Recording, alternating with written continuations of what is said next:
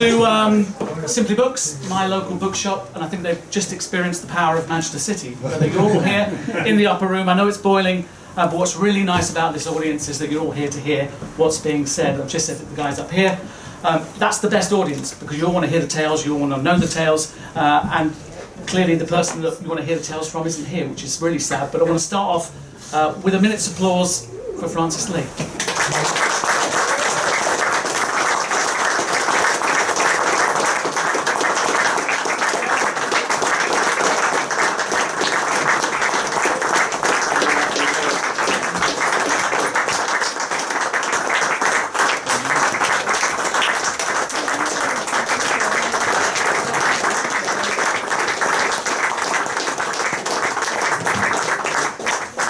Thank you for that.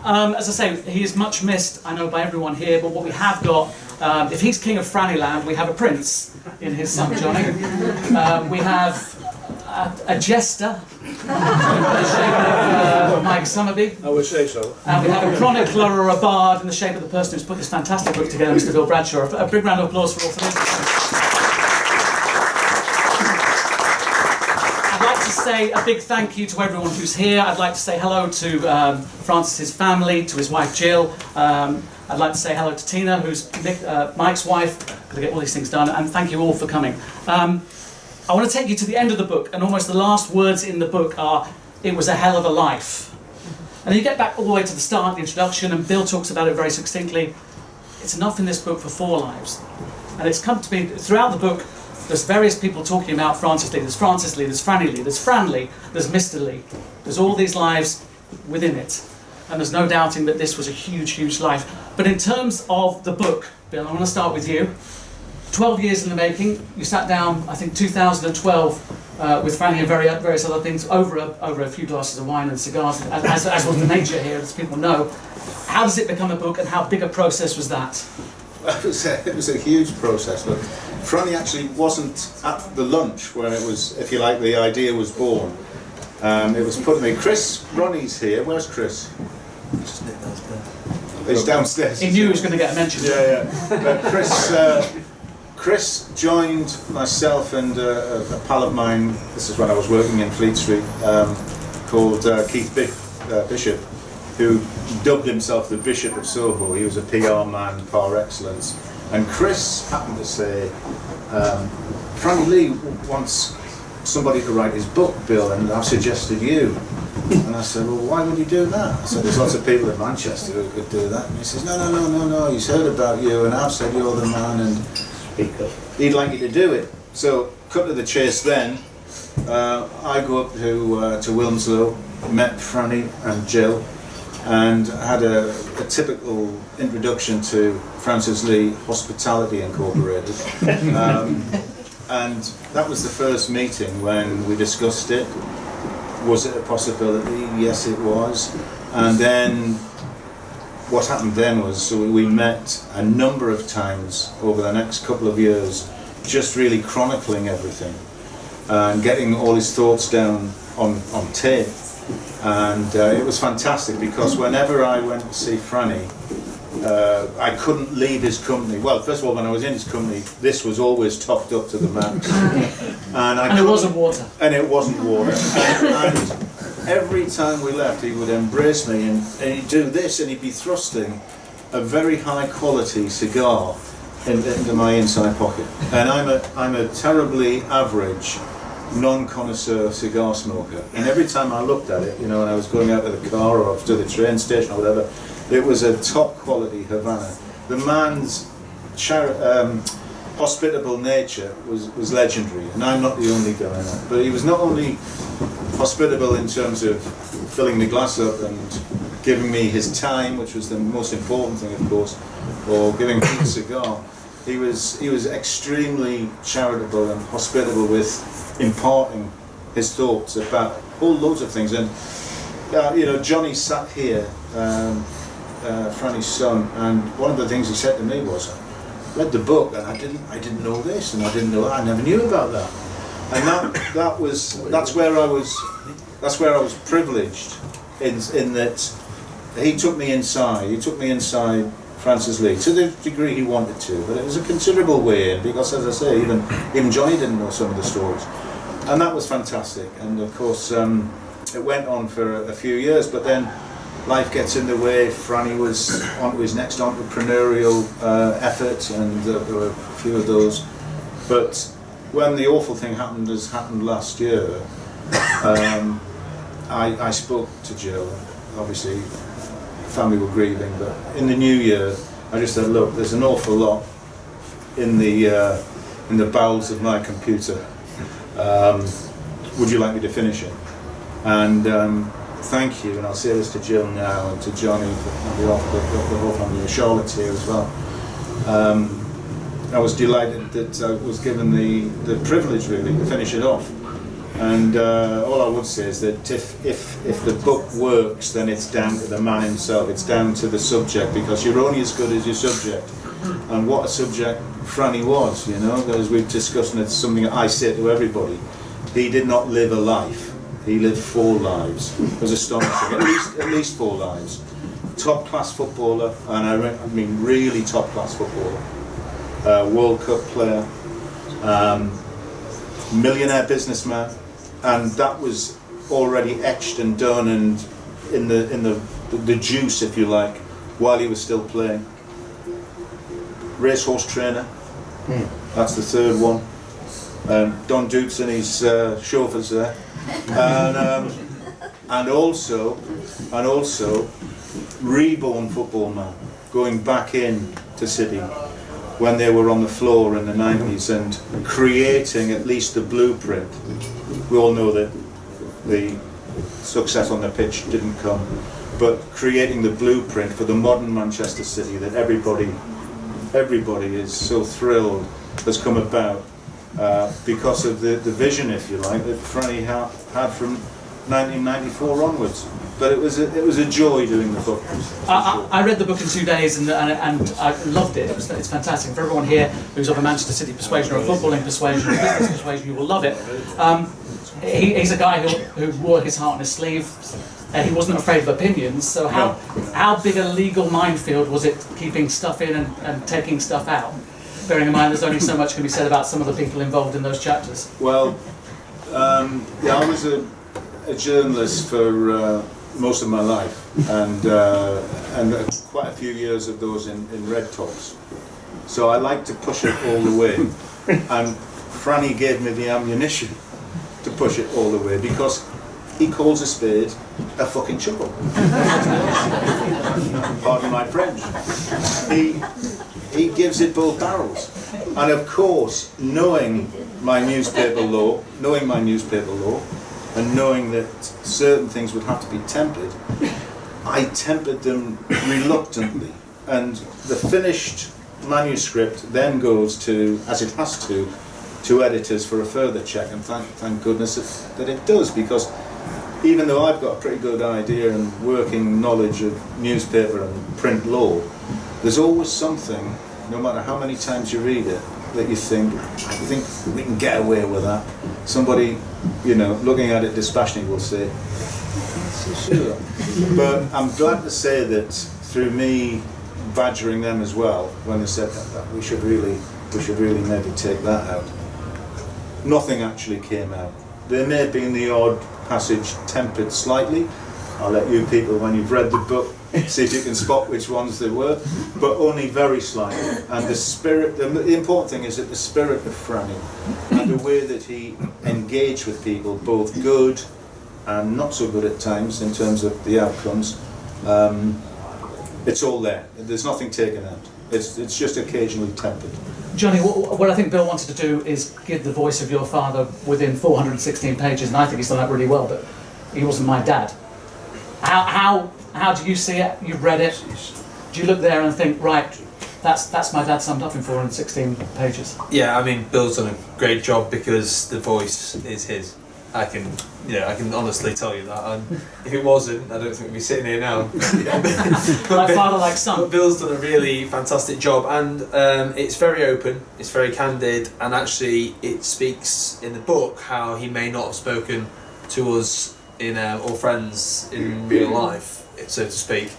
So he clearly had a really good rapport with Bill and felt comfortable to share, you know, his highest highs as well as his lowest lows. And I think that's what makes it, as well as being a proper rags to riches story, I think that makes it quite a special book, because, you know, he talks about a nervous breakdown and things like that, and they're not things that Dad really spoke about, and they're not things that people of his era and age spoke about openly. So I think that will make it an interesting read for quite a lot of people. I said to your sister, I said, you know, your dad was a character, and in a sense played a character, because everyone expected Franny Lee, whether it was in a boardroom, on a football pitch, in a football club. Did you learn more about the man? I know he's your dad, so it's a really odd thing to say, but did you learn more about your father from reading the book? Definitely, there's as Bill said, there's things in there that I didn't know, which was made it very interesting for me. But I think, you know, there always is an actor play, isn't there? And I think that's quite exhausting in life sometimes. So, you know, but the book does come across and tell you about those times where it was tiring, it wasn't quite going the way you want it to go. You know, as well as all the fun bits in there and the great tales. So it makes it an honest and truthful, you know, tale of someone's life, an interesting life at that. One of the other words that occurred to me throughout it was there's a lot of sacrifice. He makes a lot of sacrifices to get to where he wants to as a footballer and as a businessman and an owner of Manchester City. A lot of people around the periphery and the family made sacrifices too to allow him to become Francislee, didn't they? Yeah, it's never a one-man band, is it? You know, Mum, you know, Charlotte, the family, everyone, you know, living around Dad was absolutely exhausting. You know, look at Don, he's actually only about 48 years old. He's a driver. But he's absolutely knackering. And, you know, Trevor is his brother, he's known him probably the longest and worked for him and stuff, but no, absolutely non-stop, all the time, 24 hours.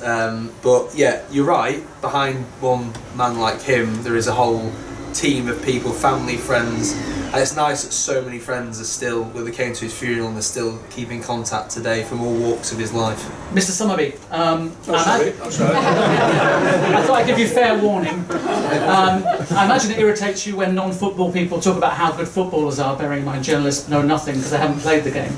How good a player was Francis, how good a teammate and how good a man? As a man, he was a perfect as a man for me. You know, there's other sides of him, but he was a great footballer. That's what the priority is. He was a great footballer, and he came to Manchester City when we were just coming out of the second division, and he was at Bolton Wanderers. He played in the first division then, and he came to us, and he was a person that he was the last person in the cog of the engine to make it a successful side. And he was absolutely superb. You know, you could rely upon him, he'd always score a goal. He'd always score, always do something. He created a situation which was superb, you know. And then the thing about it is, what you have to understand is, we're playing football and it's a 24-hour day for us, and for me especially, and the lads. But for him, it was a 48-hour day. Because he was out working, creating this situation, this business he had, and he was unbelievable. And he came in and he was playing for his country and still shooting off straight away to go and make sure the business was all right. But his football never changed. He always gave 100%, and he was an exceptional talent as a player. But as a businessman, he was even better than that. I have to say, to be successful, you have to be ruthless. And he was in certain situations, but he was a very special person and a great friend, and he was also a very, very generous man.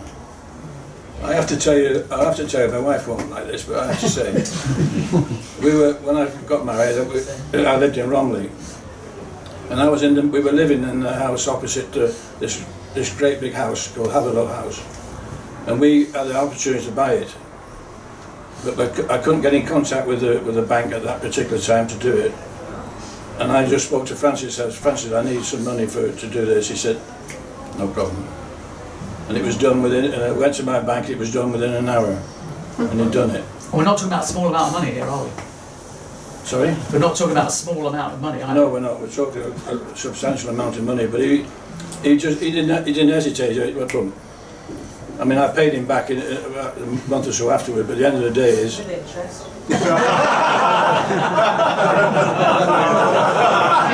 You're right about your wife not liking the tail. She married me because she thought I had money, but Country mate from West Horton, wasn't it? yes. But he was, as a player, he was exceptional. Confident in everything he did. But he was, he came to Manchester City from Bolton.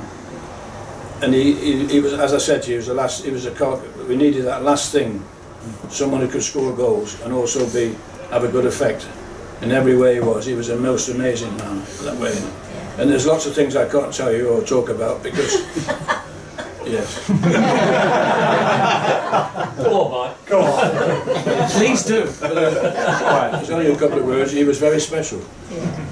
I wanted to kind of break this up in a way that people who've got the book read it, understand it, and appreciate it. We don't give too many crown jewels away. So I was going to kind of break it up into moments, into villains, into regrets. I think they're three sort of sections I wanted to do.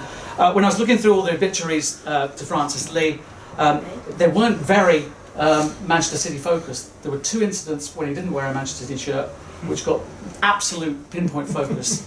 The first of those, Bill, a goal against Manchester City, and some amazing commentary from Barry Davis. I think football, most of the people here will be football people, but football people generally, I think, regard Barry Davis as one of the best, if not the best, football commentators of all time. Yep.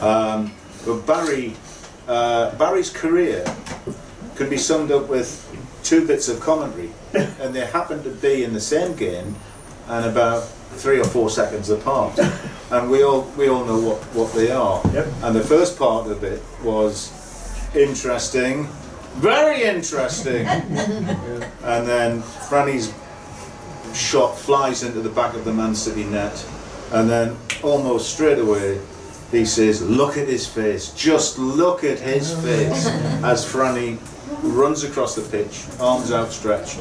And yeah, that was, and Franny said to me at the time, he said, "I don't think a single City fan," because of course for those who are not football people, he was playing for Derby County, I don't think there was, he said to me, "Franny, there's not a single City fan who was at the ground that day who begrudged me my celebration or my goal." And I think that shows, even though he was then playing for the opposition, it just shows the huge regard, love and affection that the City family had for Franny Lee, even though he was in the white at Derby County that day.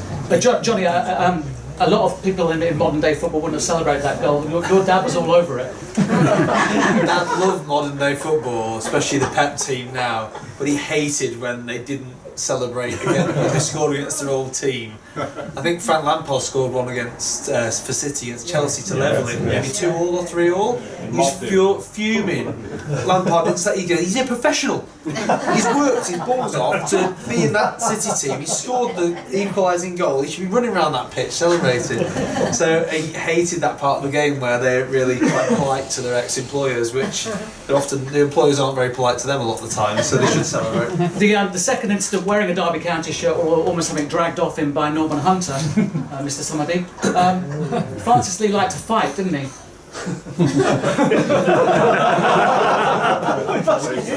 On the field or off the field? That one with Norman Hunter was both. Yes, yes. But he was, well, Francis was Francis. It's difficult to talk about him in his aggressive nature, but it was there all the time. You know, and on the football field, he was. You can imagine he's playing centre forward, he's playing up front. He played for England in the World Cup for England, and he's only a small man.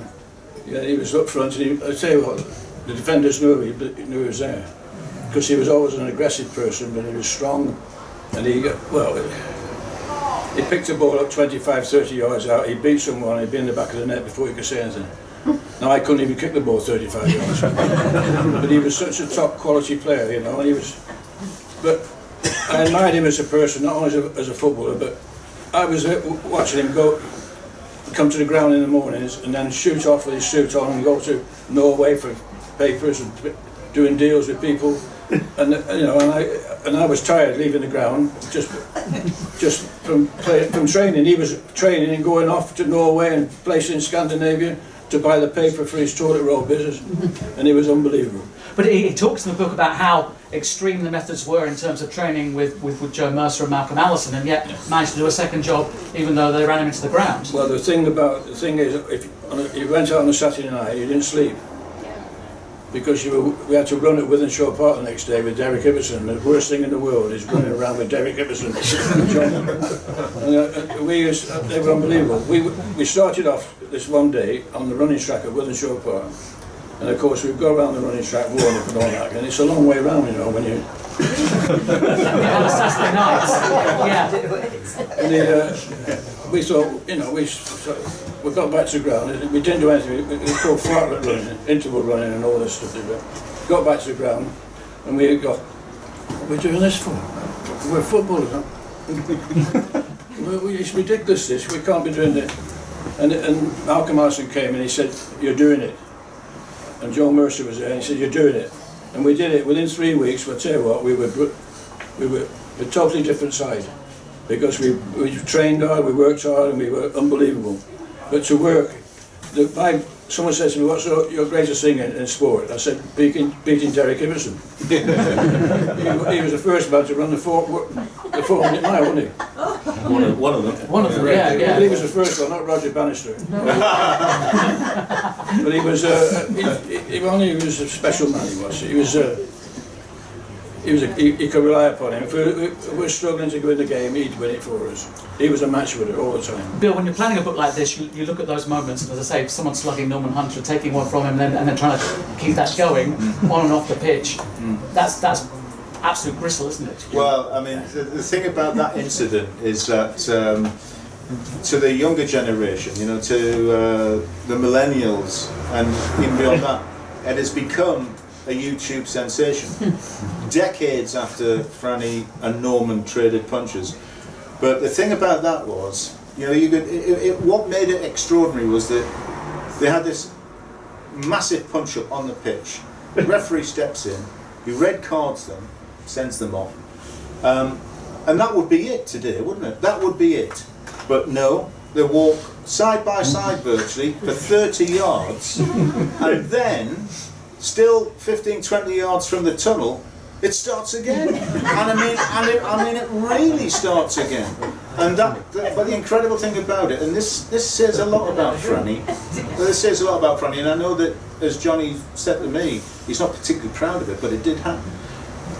He was taking on not just any old 6-footer. He was taking on the guy who was universally regarded as the nastiest defender in the English Football League at the time.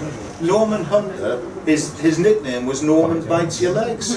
That's what he was known as, because, I mean, in fairness, I think that was probably a bit hard on Hunter, because he was a very good defender and a very good player, and he was, you know, part of the, I think I'm right in saying this, Mike, both the 66 and the 70 England World Cup squads.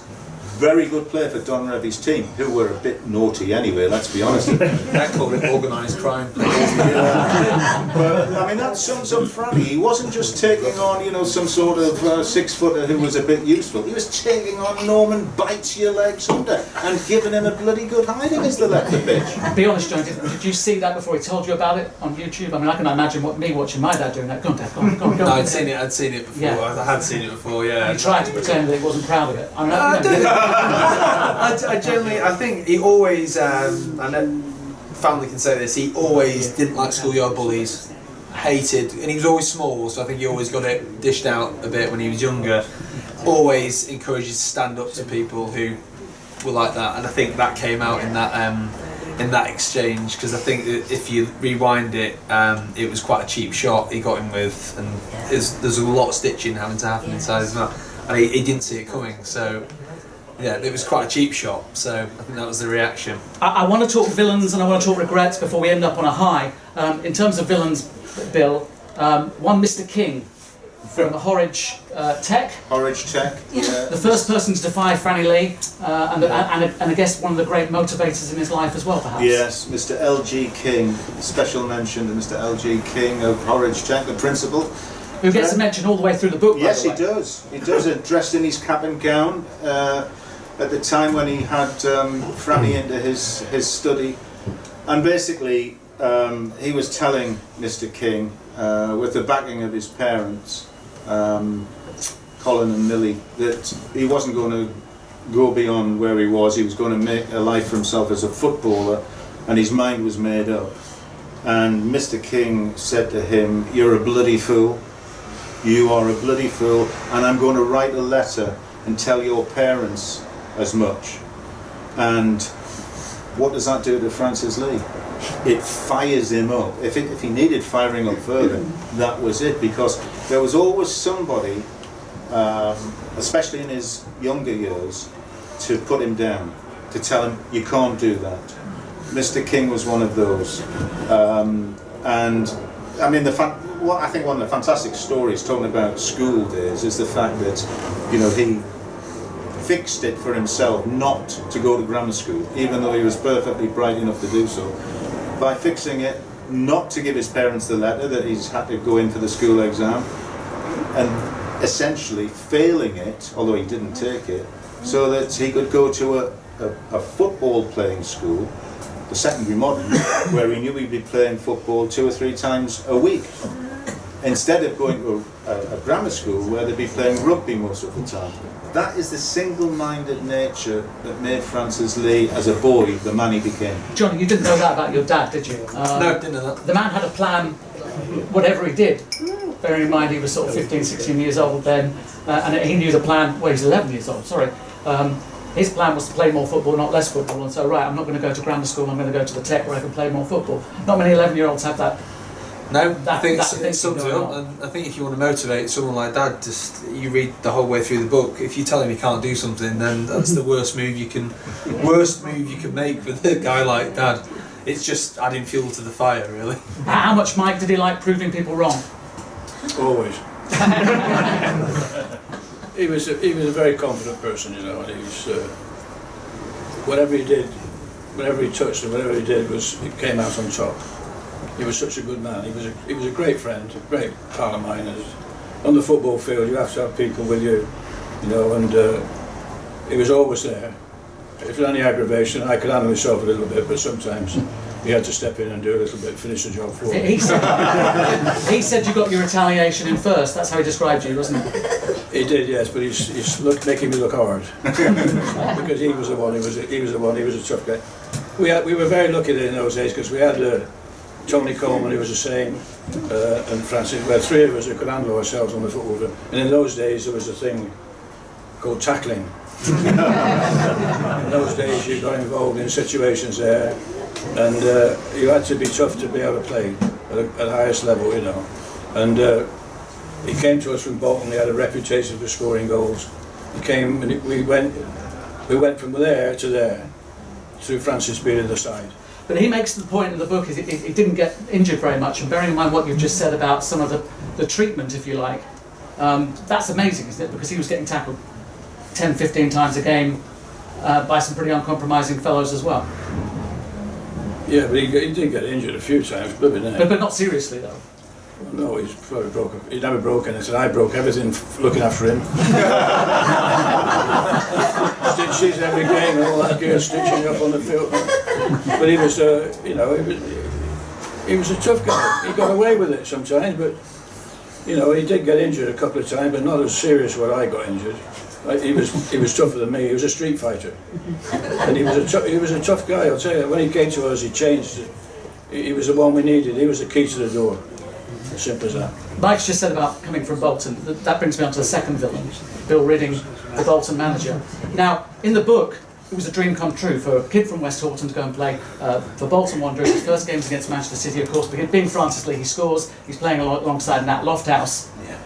But he doesn't see eye to eye with the manager, and the manager seems to be somebody equally uncompromising and doesn't change his tack when it comes to Francis Lee. Yeah, I don't think Franny would mind me saying this. I think he hated Bill Ridding. I think he despised the man. Not only because, and it comes through in what Franny says, he didn't think he was a very good manager. And in fairness to Bill Ridding, if I must be fair to him. He was an old-style secretary manager. He wasn't a coach at all. He was a guy who probably did a lot of the book work as well and picked the team. And Franny's description of a match against Manchester United, where they had a team meeting, and he basically sat them all down and said, right, the way to beat Manchester United is to stop Bobby Charlton.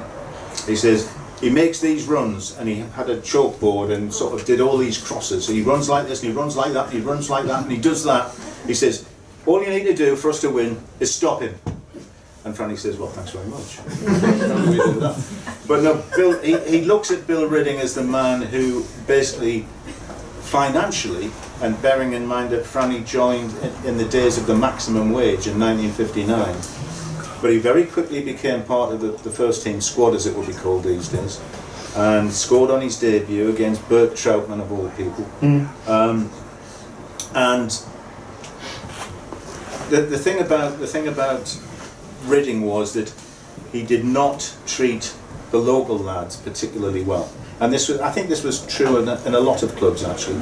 Bring them in, give them cheap wages, use them, and Franny was on what seemed to be 15 to 20 to 25 pounds a week for years, all of which time, apart from his second season, he was the top scorer at Bolton. He was rattling them in for Bolton Wanderers. Yes, they got relegated, but even in the first division he was rattling them in once he was established in the side, and he was on 25, 30 quid a week. This was post maximum wage, when the old £20 a week was gone.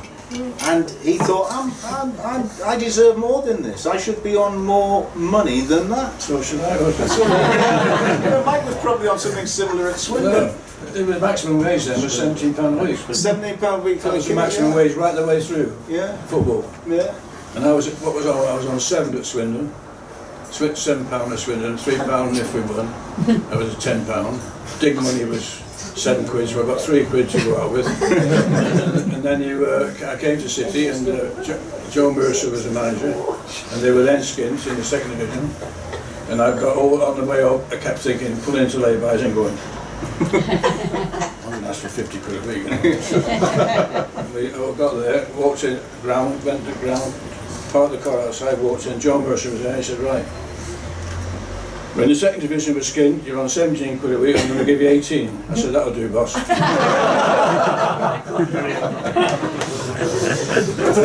think that, the thing of Franny didn't get paid well until he joined City. And even when he joined City in September of '67 and became that final piece in the jigsaw that Mike refers to, even then, he actually turned down. He was so desperate to get away from Bolton. Bolton made a desperate attempt to keep him at the last minute. And Franny had essentially gone on strike. Yeah, he did. And the Ridding and the directors went to him at the very last knockings and said, we'll give you £150 a week. Now, in 1960... They hadn't told Mike. In 1967... In 1967, £150 a week was a fortune, an absolute fortune, and he turned it down. And when he went to City, and it's a lovely story about how he eventually got to the interview with Joe Mercer and Malcolm Allison. Malcolm said, and Mike's absolutely right, he used the same phraseology, we're skint, so don't ask too much. He says, but we're going to offer you £60 a week. He just turned down 150, but he was so desperate, he thought that will do for me, because even then he was only on about 35 quid a week at Bolton. So he got a nice pay rise out of it, but he could have had, if he wasn't an ambitious footballer, 150 quid a week to stay at Bolton. So it's remote. That's why I didn't like Bill Ridding to go Sorry, back. but Johnny, a mark of your father is that, having had that experience at Bolton, he didn't cut ties at all with West Horton, with home and everything like that, and the amount of money he raised for charity for the Girls and Boys Club at West Horton is incredible, isn't it? Yeah, the Bolton Lads and Girls Club was a really important part of his life, and I think he saw that when he started out, was his favourite stories were playing football on the street, cricket on the street, a lot of cricket as well, And those were his best memories, and I think he felt that that's the way out for kids and the best way to channel their energies. And you see it on like Freddie Flintoff's thing he's doing at the moment. There's still tons of kids today that need that, great kids, but they just need the right guidance, the right mentoring, the right channeling. And actually the Bolton Lads and Girls Club is now the blueprint for all the youth zones, non-government funded youth zones that are popping up around the country in the most deprived areas of the country. So they should be really proud of themselves, because their model is now the model that everyone aspires to, and there isn't enough of those things in the country, as we all know. But you're being very humble about that, is it was a model that was created on the back of the charity of your father? Not just him. Not just him, Yeah. but he played a Part big of the part vision, in that. yeah. Absolutely. Well, can I just say this to you now? We used to play on a Saturday, and I'd be playing, all the games were tough games. Where did we go on a Sunday? West Orton. And why? 9 o'clock in the morning. We're there, we'd had a night out. And we're there, West Orton, we're there at 9 o'clock to raise money for the boys' clubs there. And it was walking round, I think it was going to Blackpool and back. Wow. Walking, not running, walking. Not interval training. Oh, no. You know about that, don't you? But he was like that, but he raised money, he was unbelievable what he did. What he did, he was, you know, he didn't get into honours list, so he should have done a long time before that, because his contribution, not only to football, but in business and but into the West Orton lads was unbelievable. Bill, my third villain and the third of the three, there are other villains in the book, but I'm talking about the prominent villains, is one name that people here will know and have opinions about, Mr. Peter Swales. You're allowed to boo if you want.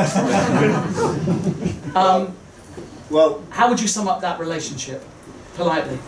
frustration, That's a great word. I think. Frustration, because he wasn't leaving City was not Franny's choosing, but Peter Swales and the machinations of the various directors and the change of influence on the board in the early 70s is well chronicled in the book. But he could see the writing on the wall, and he talks about in 1974 the lads going on a post-season summer tour. It wasn't a pre-season tour, it was a summer tour where they earned a few bob for the club, no doubt, and Peter Swales, as he no doubt was allowed to, invited himself to go along, and he wasn't impressed with some of the players carousing, shall we say. You get an honourable mention in that, Mike. Chief Carouser. And he knew that Peter Swales didn't like him. He thought that Peter Swales thought that the likes of himself and Mike were bad influence. And when it came about, he'd heard on the QT that Manchester United were interested in him, and I think Manchester United had just been relegated.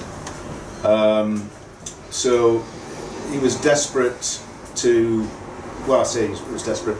He wanted to stay at City, but he knew that his time was up. And by the time the next season started, he was sort of in and out the side in terms of the pre-season games. I think they were playing in the Anglo-Italian Cup back then. And when he knew that there was interest elsewhere, he decided that it was time to go, reluctantly. And of course, that relationship with Peter Swales then had a big bearing in how animated he was about getting back into football decades later, when the chance came to step back into the club as a director and chairman. I'll pause you on that at the moment. I just want Mr. Summerbee's thoughts on Peter Swales. Sorry? Your thoughts on Peter Swales? Good man? He wasn't the nicest person. No. To be honest, I can't say. But he wasn't a nice person. When he came to City, I wanted to go straight away. And I ended up going to Burnley. But he was not a nice man at all. I can't explain it to you, and I don't like to talk about people who aren't here, but especially Peter Swales. But the thing is, he was not a particularly nice man at that particular time. And he wasn't. He didn't like the success we'd had, in that particular time. And he was a City man, but he wasn't a genuine City man. And he created a situation there where not only Francislee and myself wanted to go, we got rid of you know, a couple of other players who were big part of Manchester's history and all that gear, and all the top players, but Peter Swells was just about himself. And when Franny left, I mean, you had an amazing dressing room full of players, but when Franny left, I guess it wasn't the same, was it? No, it wasn't, because he was a very clever man, you know, Francis, very clever, a businessman. He was fantastic. But as a footballer, he was unbelievable. But a lot of players looked up to Francis and the changing rooms. And when Francis was going, you know, it caused a lot of problems there. And you know, it caused a lot. I left not too long after that to go to Burnley, you know, and the difference between going to Burnley and City at that particular time wasn't particularly good. But Burnley was superb. They looked after me. Franny makes the point in the book that when it came time for him to leave in '74, just as the season was getting underway, he thought that Mike was in a similar situation. Mike lasted virtually another season, but he said that he thought both himself and Mike Summerbee had a good couple of years left to offer top-class service to City. Now then, I think that what Franny did at Derby County shows that he was absolutely right, and I'm sure that Mike could have played another season longer than he did, you know, before he went to Burnley. Johnny, Bill was going to talk about '94 and coming back to Manchester City and taking over from Peter Swales. And one thing that's made clear in the book by your father is it wasn't about revenge. I didn't believe him.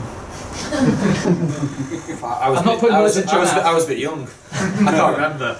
I don't know. I think, let's be honest, there's probably an element of, Mike's just talked about it, he didn't want to leave. There was probably an element of, but I generally, knowing Dad the way I did, and I think family would agree with me here, I think he wanted to change City for the better, and then probably, you know, ousting someone who he thought was wrong for the club was probably icing on the cake maybe. But I think his motivation probably, Bill agrees, was to, you know, turn that club around, because it was in very, very dire straits financially, morally. It was not in a good place. So I think most of his motivation was positive, but I think just getting rid of him was not a bad thing as well, probably. But I want to hear. Let people make their own decision about that. No, absolutely. I want to hear a topical theme as well. I thought about you this week because, of course, the Oasis thing and everyone talking about the best, greatest Oasis concerts and all those things. But aside from the ticket stuff, everyone says who went there that the two gigs at Main Road in '96 and April '96 were amazing. What was it like being there, knowing that your dad was chairman of that football club and owner of that football club? It was absolutely awesome. But the best thing was they came around to the house to meet Dad and say, "Can we do it?" And he was like, "Yeah, of course you can." And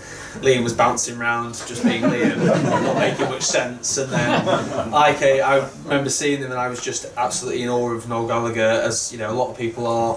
And then it was weird watching him being complete awe of Dad. It was a very alien. And then every time we met each other over the years, it was very similar. So a strange dynamic. But I think it's sad they can't do the Etihad for obvious reasons. But it's really sad they can't go back there, because that Main Road, I think, anyone was there, it sticks in their mind as properly authentic. As the best. They were getting to the top of their game, and they went back home and. Because they talk a lot about that, don't they, around the streets of Manchester and stuff. It's probably important to them as well. Like, it's important to a lot of people in this room. But no, Prince came to Main Road. Prince is my hero. Really? So the Prince concert for me was your Oasis. We won't do Prince. We'll do Oasis. We'll stick to the script. It's not about me, but it was a great moment in my life. I want to go just regrets, and it's linked up to that. Your dad doesn't really do regrets in the book. But I think he had some, and the clear regret was not turning around Man City. And he says it was down to him not picking the right managers, which is quite an honest assessment of it. Yeah, it's probably a fair assessment, I think. He had regrets in life. I think the 1970 World Cup, which was going to be my next thing, was a massive thing that really did affect him. Like, he thought that team, even against all the odds they had of, you know, the messing around with the England team, the accusations they made towards the captain, the Gordon Banks stuff, everything, the climate they were making them move around all the time, making it very difficult for them. I think he thought that even against all those odds, they played that Brazil team, they thought that was the best team in the world, probably one of the best World Cup teams ever, and they thought they had a genuine chance of beating that Brazil team, and they were the ones they needed to beat to win that tournament. I think he generally regrets missing a good chance against Brazil, and then getting knocked out against That was a bitter. Having been 2-0 up to against West swallow. Germany. Yeah, and there was a funny story. I was at a sports quiz in the industry I work in, and one of the questions was who was the first person to be booked in a World Cup, and we were trying to work it out which World Cup it would be. I think we guessed the wrong World Cup, completely wrong. I think we went for 66, someone in there, and it wasn't, it was Dad. And I looked an absolute fool, but actually I thought it was quite good I didn't know that answer, otherwise I would have looked a bit It's good trivia though. Yeah, but no, that's one regret. I think there's other regrets, personal stuff that isn't like, that didn't quite go the way you wanted, but human at the end of the day, and that comes across. Yeah, but he was desperate to make that a success at City, wasn't he? Oh, I mean, he made himself ill. Yeah, and that comes across there, he made himself ill trying to turn that club round. Mike, there's a picture of you alongside Franny from the Sunday Express in 1994. It's like Reservoir Dogs. You're walking into Main Road, all with your suits on. How much did he want that to work, and how much did it hurt him that it didn't work? Can you explain it again for me, because I haven't read the book yet. No. There's a very impressive photo where you look fantastic. You're in your pomp. It's 1994. You're a legend at Manchester City. You've got a perfectly cut suit.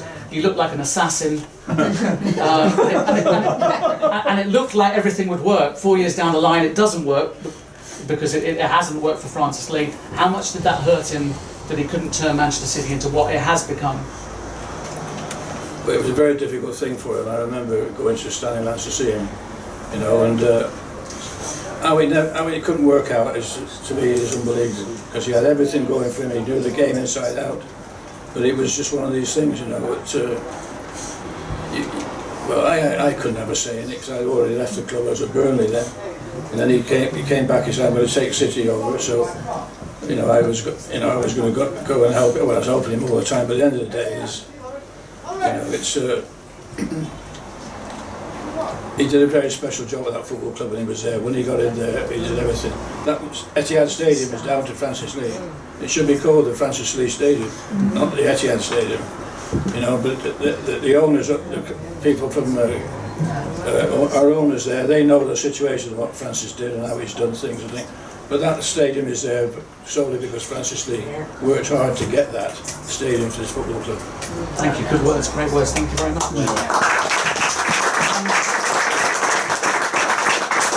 I wanted to appraise this more, but it's really hot and there's someone looking at me with daggers thinking their shop's going to close, so let's ignore. No. I want to just get on to moments very, very quickly. If you give me 5 or 10 minutes just to do these moments, that would be great. 5 minutes, I'm being told. Big moment in his life, getting his HGV licence. You're very proud of that HGV licence. Yeah. It was mentioned on TalkSport the other day. Mum told me today that he played a prank on one of the bus drivers because he could drive the bus, and it was actually not that easy to drive a bus back then. And he nicked the bus and moved it down the side of the stadium. And he told the bus driver it had been nicked. And the guy was not nearly in tears, but very proud of his HGV licence. Another moment, Mike. I remember when he did that as well. He talks a lot about a throw-in in a cup final, which led to an assist from you to Neil Young to score. He said he didn't get enough credit for that long throw. Can you even remember that moment? I've not read the book yet. Has he said that? Yeah. A few times, yeah. It gets more of a mention than some of his goals, actually. All the time I saw it. Before we went to bed, when we were out playing in London summer, that's all he got. Before he went to sleep, he said, "Do you remember that throw in?" Amazing. And Bill, I think his favourite moment, the fourth goal at Newcastle, your neck of the woods. Yeah. The 4-3 win that gave City the title. At United, failing at Sunderland. That sounds fairly ironic, doesn't it? Your dad was absolutely brilliant on that.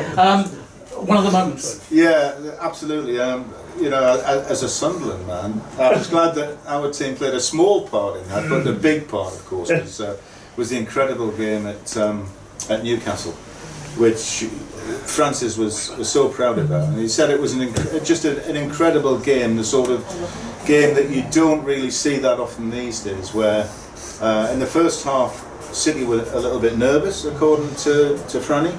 They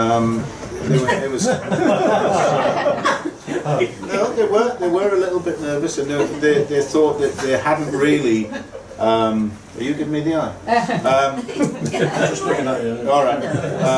They didn't think they'd really settled down properly, and at half time, Malcolm Allison basically said, "Look, you've had 45 minutes to see the lie of the land now. Go out and play like you can play." And in the second half, City coasted it really. Newcastle got a bit of a consolation goal about 5 minutes from time. Big old centre half John McNamee headed one in, but Franny's goal, which put City 4-2 up, that sealed it. And everybody who's a City fan knows how that came about. Flowing move, ball into Franny in the inside right position. Willie McFall comes out and it's in the back of the net. And that really summed up City's attacking play at the time. And Franny says in the book that when he first joined City, particularly that first couple of seasons, they would often play, when in possession, with the old-fashioned 5 forwards. Because it wasn't just Lee, Bell and Summerbee, it wasn't just the 3 of them. They also had Tony Coleman and Neil Young. And Neil Young was a cracking striker. Tony Coleman, pugnacious and aggressive. And when they were attacking together, it was 5 of them going at teams. And when you think about that, it must have been very, very difficult to keep City down. He also makes the point that none of the team had won anything at that stage. No, it's that's the right. first thing that had been won by an Alderman, which makes it even more special. Absolutely. I'm pressing the fast forward button very, very quickly. At the CBE in 2016, how proud a moment for your dad was that? Yeah, he was really proud of that. Yeah, he let his guard down on that day. You know, I think going to the Palace, you know, working class lad from West Horton and that kind of stuff. I think we were fortunate enough to be there, and you know, it was a really proud moment. And yeah, he shed a tear actually. He was really proud of that, wasn't he? Yeah, He should have been knighted, but I couldn't live with him if it was.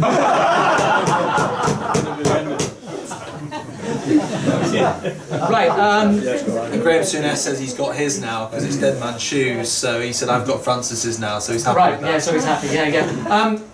The 3 of you, one word to sum up Francis Lee. Bill. Impressive. Mike? Impressive. One word. Magnificent. Last one for you, your dad. It's difficult, isn't it? Oh, I don't know. It's a hard one. I'd probably say he was a great dad, so great. Brilliant. I think they've been amazing. I've learned loads.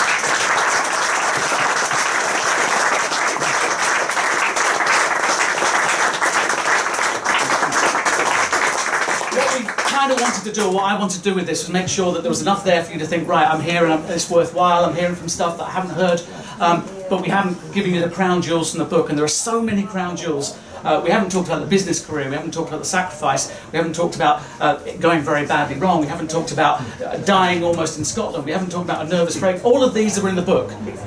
My favourite tale is the business breakfast on a Sunday morning with a teammate from Manchester City, in which there were 2 cases of Bollinger and only 1 bottle survived. That's some breakfast. I'm not saying who it was with, but it was fantastic. And I also recommend, we haven't talked about racehorses. For me, the happiest chapter in the whole book is about being a racehorse owner. And I don't know why. Maybe it's because there was no pressure of football. Maybe it's because he found he could do something that he didn't know he could do when he was so blessed on everything else.